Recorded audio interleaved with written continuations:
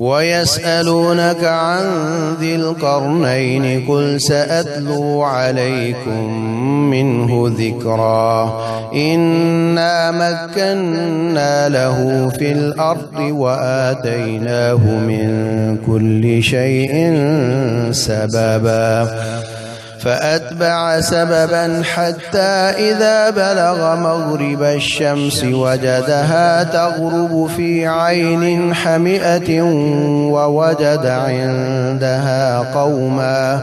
قلنا يا ذا القرنين إما أن تعذب وإما أن تتخذ فيهم حسنا قال أما من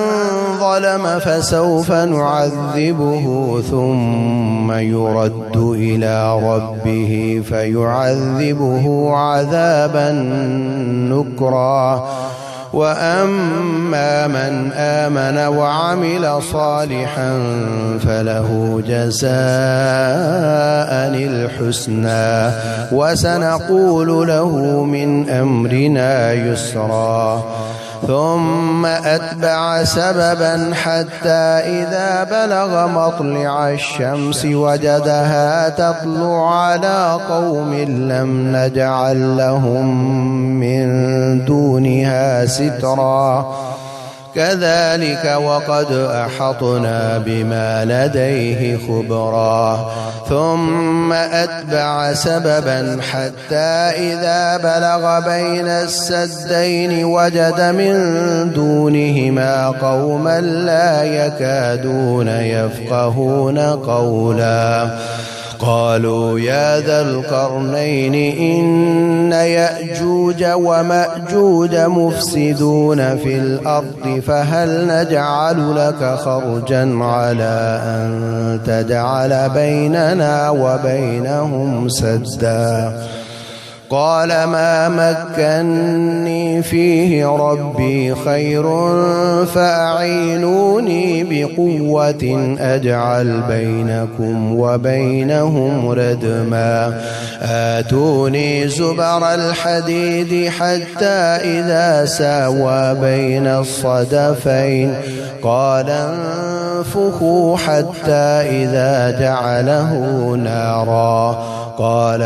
آتوني أفرغ عليه قطرا فما استطاعوا أن يظهروه وما استطاعوا له نقبا قال هذا رحمة من ربي فإذا جاء وعد ربي جعله دكا وكان وعد ربي حقا وتركنا بعضهم يومئذ يموج في بعض ونفخ في الصور فجمعناهم جمعا وعرضنا جهنم يومئذ للكافرين عرضا الذين كانت أعينهم في غطاء عن ذكري وكانوا لا يستطيعون سمعا أفحسب الذين كفروا أن يتخذوا عبادي من دوني أولياء إنا أعتدنا جهنم للكافرين نزلا قل هل ننبئكم بالأخسرين أعمالا الذين ضل سعيهم في الحياة الدنيا وهم يحسبون أنهم يحسنون صنعا أولئك الذين كفروا بآيات ربهم ولقائه فحبطت أعمالهم فلا نقيم لهم يوم القيامة وزنا ذلك جزاؤهم جهنم بما كفروا واتخذوا آياتي ورسلي هزوا إن الذين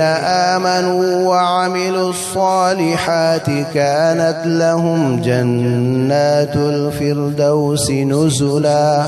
خالدين فيها لا يبغون عنها حولا قل لو كان البحر مدادا لكلمات ربي لنفد البحر قبل أن تنفد كلمات ربي ولو جئنا بمثله مددا قل إنما أنا بشر مثلكم يوحى إلي أنما إلهكم إله واحد فمن كان يرجو لقاء